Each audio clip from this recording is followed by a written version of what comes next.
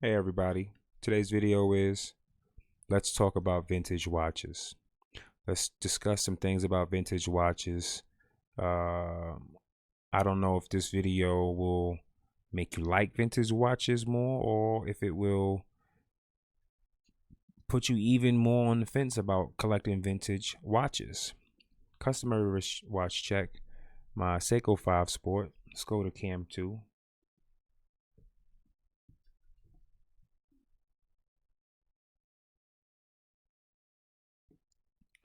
Okay, now that we're done with that, why collect vintage watches?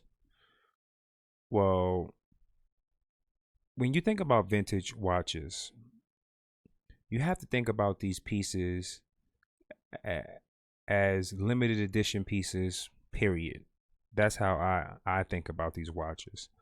Because although there could be tons of vintage Rolex date justs, there are different faces, there are different not designs, but just different interpretations of the watch. But when you go further back into the 50s and the 70s, like the 66 model that I have, you realize that there aren't many models looking like the model that I have and in that condition. And you start to realize that you don't see these pieces as much as you thought you would. There are tons of Longines watches out there, but I've never seen a Longines Olympian. Not in all the collections that I've seen online, vintage. None. So who knows how many are really out there, how many are in working condition? 100, less than 100, less than 1,000. So when you see these new pieces that are being produced and they're like, oh, we only make 1,000 a year, or there's vintage watches out there right now that could be a one of one.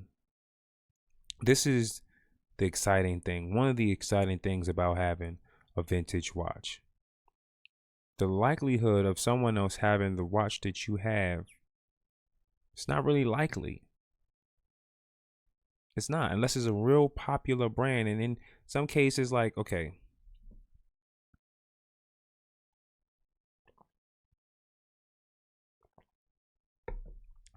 there was a there was a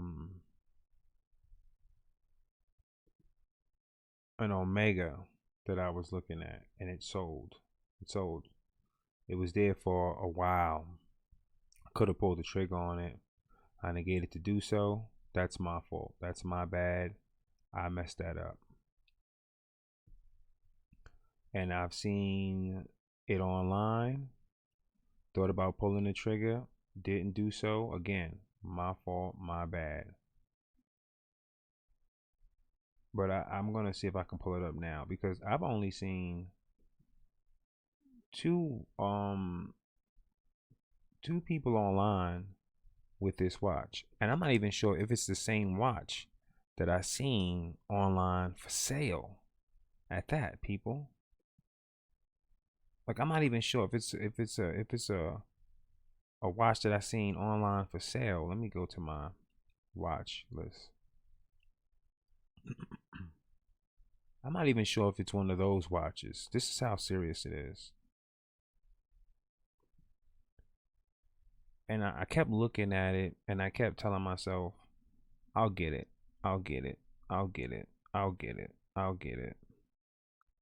And the day I went to go pull the trigger on it, thinking, let me go get this watch now before someone gets it. It's only about 400 bucks. I might as well go ahead and just step to the plate, get it done, get it over with, and get the watch. The damn watch was gone. Now, there's a great chance that this watch was the watch that I seen on YouTube being reviewed by one of these prominent individuals who's on YouTube. If I can find it, I'm looking for it. Just give me a minute. I'm going through some stuff here. Wow, it's not there. Let me see something.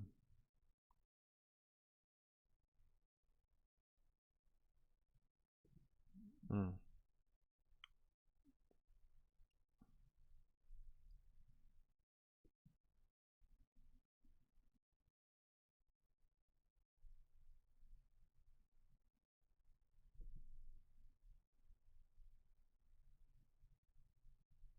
It was an Omega, and it had a funny shape to it,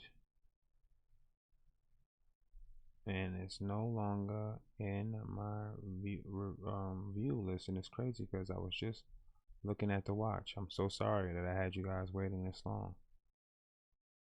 Um, it starts with a D. It's an Omega that starts with a D. Oh, I took too long looking at other stuff. Let me see. Let's see if I can type it in.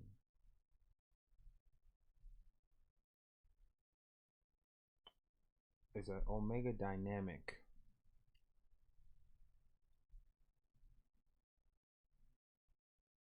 It's an Omega Dynamic. And now, right now, I see this watch being sold. Oh, I might have to pull the trigger on it. I see the watch being sold right now. They have it for 428. Let me see. Let me see if I can pull this up. Let's see if I can get this on the television right now. Let's see if I can get this on the telly. Let's see if I can get this on the telly.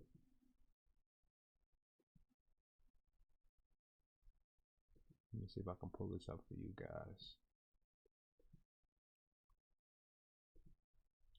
Okie dokie. I've seen this watch.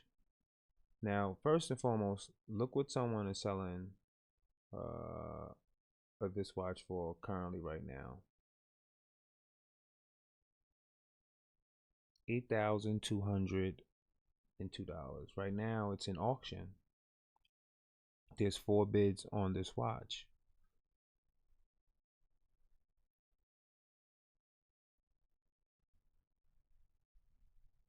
Look at the dial. And people are really excited about this because of the orange second hand, people. Every time I've seen a review, this is the first thing that they're talking about. Let's see if this is the same watch. This looks like, look at the condition of this watch.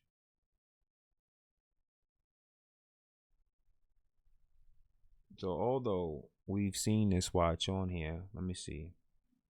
We see it in different interpretations because the watch that I'm talking about, that I'm looking for, is this watch here.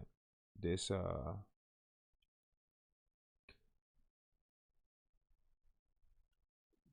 is this watch here with this light blue second hand movement. You've seen other interpretations of this watch.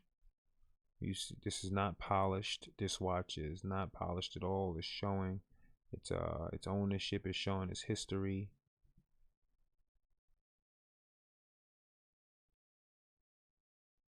Look at the crystal. So you can see the aging on the crystal. How many of these you think are really running around here? There's other interpretations of the watch. Again, we have another one under with the 565 movement.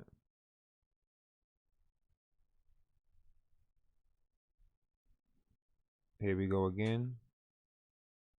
This one does not have the bracelet on it that the other one has. It has a leather strap. Do you think that there are 1,000 pieces like this left of this watch? No, I don't think so. I don't think that there are 1,000 Omega Dynamics like that 565 model. So there won't be 1,000 people with this in their collection. Or maybe there could be, but I just don't believe that it would be. So when you purchase a vintage watch, you're purchasing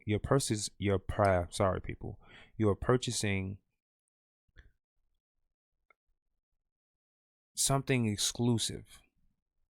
Especially depending on the the brand that you're going for. I love Rolex watches, my favorite watch, and it has nothing to do with it just being a Rolex. It has for me it has to do with the impression that Rolex has had on the hip hop culture. Um, that, and I love the fact that Rolex, everyone, I mean, it doesn't matter who you talk to about the watch, everybody knows what a Rolex is. And as far as I'm concerned, I was under the impression that they invented the perpetual movement. It's their invention. And then aside from that, it's a trust. It's not a company. So proceeds from purchasing a Rolex goes to helping children. It's like the greatest thing ever. So for me, Rolex, my favorite brand, and specifically because of that reason. But when you have watches like Universal Janine, don't even make watches anymore. You know what I mean? You have watches on your wrist that not only tell history, that not only show that there's an exclusive piece on your wrist. You know, in your heart of hearts, there aren't 1,000 people with that watch you have on your wrist right now. Not that particular watch. Could be 100, maybe even 2, and who knows? Not 1,000.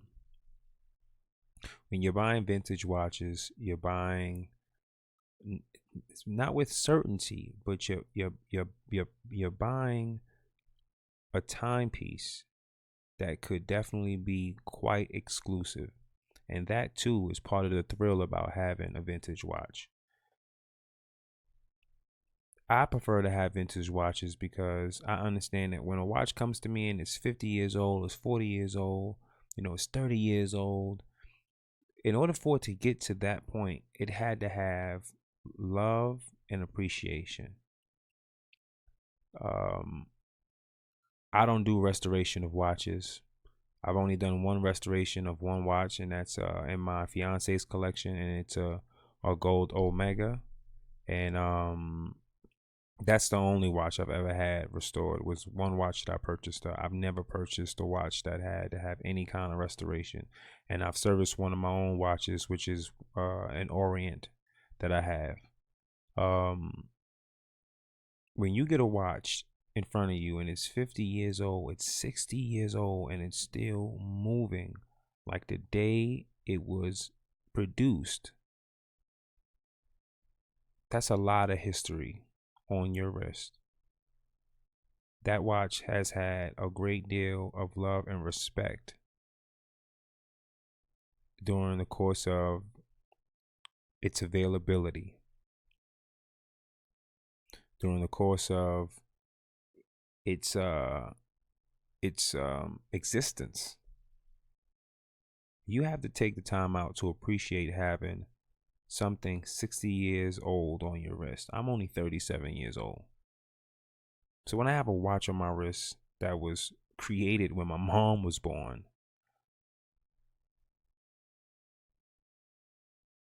it's just incredible.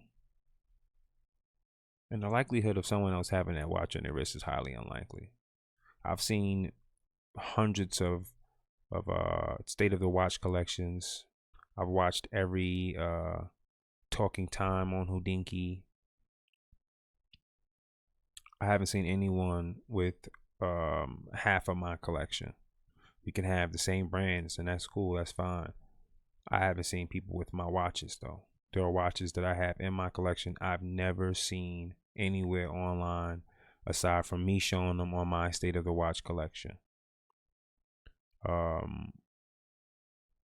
When you buy a vintage watch and it's from the, it's 50, 60 years old, the likelihood of some young punk who doesn't even respect, watches, or who doesn't respect time, who possibly stole someone's identity, or came into a couple of dollars, whether legal or illegally, and just bought the watch because they wanted to show it off. You don't find that with these vintage watches. You found that the person could have been a statesman in politics, it could have been a wealthy business owner, or they could have been some hard working person that saved paycheck after paycheck after paycheck after paycheck until they was able to afford that watch, and they pulled the trigger on it. And then when they got it, they took great care of it, took great pride in it. And that's what you get when you find yourself with a vintage piece. I once had a Hamilton.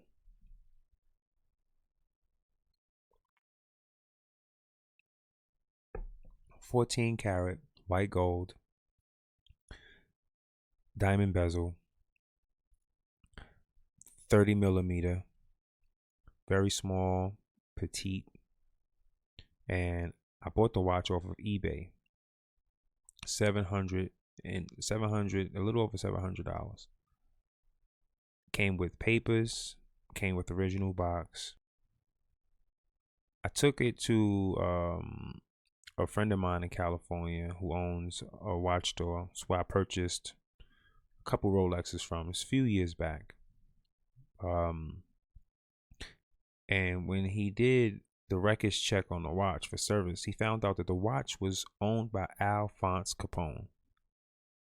Now, I ended up losing the watch. I pawned the watch to him. So that really hurt. You know, he didn't keep the watch. He ended up selling the watch to a historian, and someone came up real big on the watch. But the watch went from being a $700 watch to being a watch worth $20,000-$30,000. That's from me purchasing a vintage watch online from somebody who had a states collection sale, and they were selling things from someone's estate that passed away. That luck of the draw, having that kind of history on my wrist for so long, knowing it and having pride in it, and it just gives you a certain feeling that I can't describe. But if you're a watch collector and you understand what it is that I'm talking about, imagine having a watch you purchased off of eBay and come to find out it belonged to Al Capone. Come on. It's about the history of the watch. Now, where you may pay less for some of these watches, you may pay less for some of these watches. The con is that you will have to have these watches serviced. And if it was on me, and by taking my advice, I would tell you that whenever you purchase any vintage watch, unless they state that it's been serviced, like Watchbox will tell you the watch has been serviced, Houdinki will tell you the watch has been serviced, and Chrono 24, the owners will tell you if the watch has been serviced or not. But if it's not disclosed to you on Chrono 24, the most likely it's not. The same as eBay. If they don't tell you, then it hasn't been. So if you're purchasing from one of these two sites, Chrono 24 or eBay, and I purchased from both, if you do that, I would suggest that you go have that watch serviced. You take the time, you go have the watch serviced. That way you don't have anything to worry about in the long run. I have a great guy that I go to in Denver and in New York and in California. Currently, we're in my studio in Denver, so I guess I'll give him a quick shout out. Cam 2. This is a respectable Asian man who's most likely in his 60s, even 70s. Asian people don't age. They stay young like black folks and forever. So this is his number. And he has a little booth. He has a little booth. And He has a little booth in Colorado on the street. But he does a great job servicing watches. I just took my fiance's Rolex to get serviced, and I had the Omega serviced, and it cost me $115. to have those two watches serviced. To have those two watches serviced and to have links placed on my fiance's Rolex. When she's here and she does her review, and she's here in the studio with me, she'll talk to you about her watches. I'll ask her questions. She'll ask me questions. We'll have a great episode on that. But it was only $115, and he could have ripped me off. He could have said I had to order parts for the Omega. It's vintage. It's old. Ordering the parts is this, that, and the third. The watch wasn't working. I brought the watch to him. He said, "Let me look at it." He looked at the watch. He called me and said, "I don't think that I'm going to have to order any parts for this watch. I will have to take it apart, clean off all the components inside of it, and just build it back. And your watch should be working perfectly fine." That was it. Done. I've never had to have any of my watches rebuilt. It's the only watch that I've purchased that I've had to have that kind of attention given to it. Every watch that I purchased that he checked, the only thing he's probably ever done is put some oil inside of them, and that's about it. Adjust the time so it switches exactly at 12 when it comes to some watches with date windows. But that's it. And I still make sure that I take my watches to these gentlemen, because if you don't do it, if you don't take them there to get them serviced, you'll be upset 2 months later or a month down the line when the watch isn't working and you're like, what the hell's going on with my watch? These watches aren't brand new. These watches are very old. 50, 60 years old, same way a 50-year-old or a 60-year-old would have to go to a doctor periodically for a checkup. It's the same thing when it comes to your watches.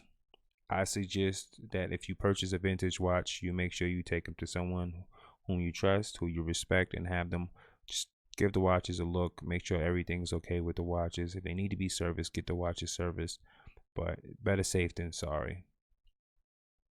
I'm not telling you don't buy brand new watches. I have a brand new watch on my wrist. I'm not telling you don't buy a brand new watch. I'm telling you that when you buy a vintage watch, there are great advantages to having these timepieces in your collection. One, you won't find many of them. Not running around, you won't. There won't be 100,000 of them left.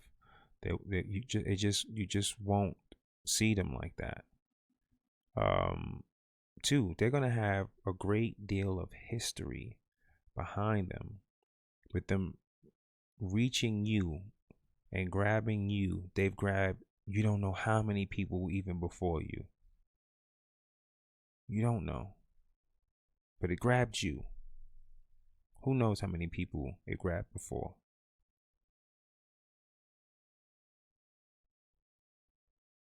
Also, when you buy a vintage watch,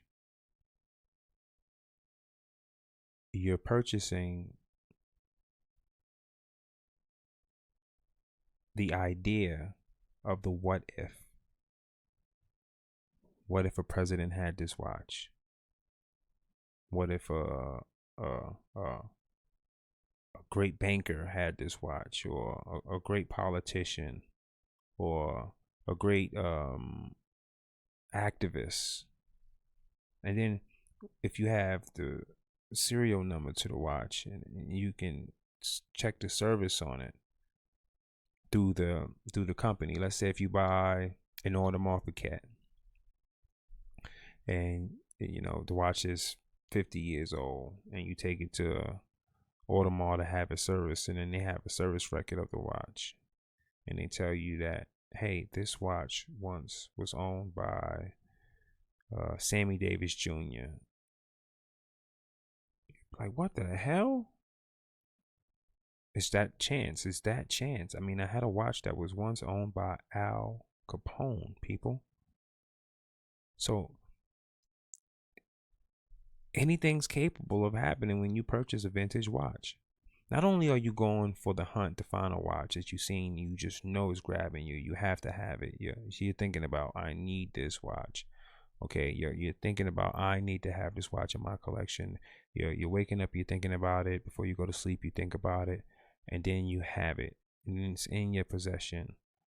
But then there's the what if factor behind it. What if someone really had this that was really important in history? I love all timepieces. I'm not against purchasing anything new. I'm sure I will have some new pieces in my collection, but my collection will always be dominated by vintage timepieces. They grab me the most. They have the greatest untold stories, and I'm somebody that likes to think about the what ifs.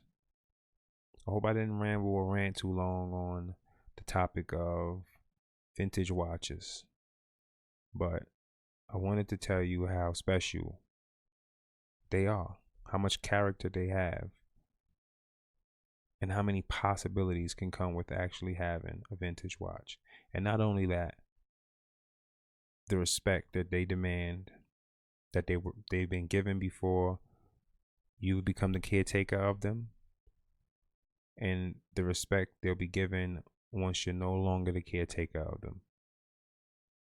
These watches survived before you were here, and they'll be here after you're done. Thank you for tuning in. Thank you for taking the time to check out this video. We have more videos that we'll be posting. My fiance Shannon will be doing shows on skincare and her vintage watch collection. If you know me, then you know I just posted a video. I did a video earlier. You've seen one of the purchases that I purchased for her, to her collection, which is the Moschino watch, which just added to her collection. And I guess when it gets here, she'll do a review on it. I have another watch that I've acquired, which is an Orient, a chronograph, a quartz. So I'll have 2 quartz in my collection. I'm excited to have it in my collection. I was going to pull the trigger on the SKX007, but I might not do it. I might just hold off and just go ahead and go for this Gerard Gold that I've really just been lusting over. And hopefully I'll be able to get it this week. If not, then that's the way the cookie crumbles. This is the thing that I'm talking about when it comes to these vintage watches. Being excited to get it, sometimes even bidding on them on eBay, and dealing with the loss of not getting them either. It's just a crazy feeling. I want to thank you guys for being here. Thank you for letting me rant. And it's 3 a.m. in the morning. I'm going to have to get offline and get out the studio and go find my bed. Thank you very much for allowing me to talk to you. See you later.